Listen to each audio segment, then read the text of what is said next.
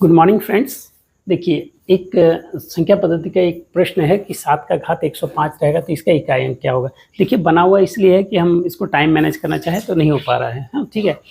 तो ये 7 का घात, हम इसके पैटर्न को देखेंगे। 7 का घात 1 रहता है तो इसका परिणाम कितना आता है 7। 7 का घात 2 रहता है तो इसका परिणाम कितना आता है 49। तो इकाई अंक क्या हो गया 9। 7 का घात 3 रहेगा तो इसका इकाई अंक क्या हो जाएगा 3। 7 का घात 4 रहेगा तो इकाई अंक क्या हो जाता है 1।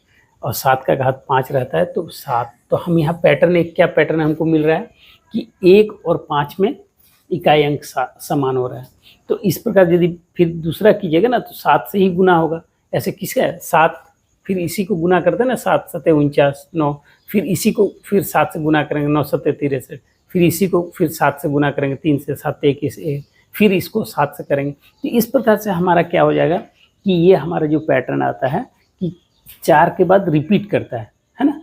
एक 7 का घात 1, 7 का घात 2, 7 का घात 3, 7 का घात 4, उसके बाद 7 का घात 5वां वो पहला वाला ही होता है। तो ये रिपीट करता है। तो हमारा इसमें क्या हो सकते हैं, हम इसको ऐसे फॉर्मूला टाइप का भी लिख सकते हैं 7 to the power n into 4 plus 1। तो हमारा n into 4 यहाँ जितना आएगा, ये इस चीज़ को हमारा इसको छोड़ देना है। हमारे यहाँ 1 आ रहा है तो 1, 2 आ रहा है तो 2, 3 आ रहा है तो 3, 0 आ रहा है तो 0।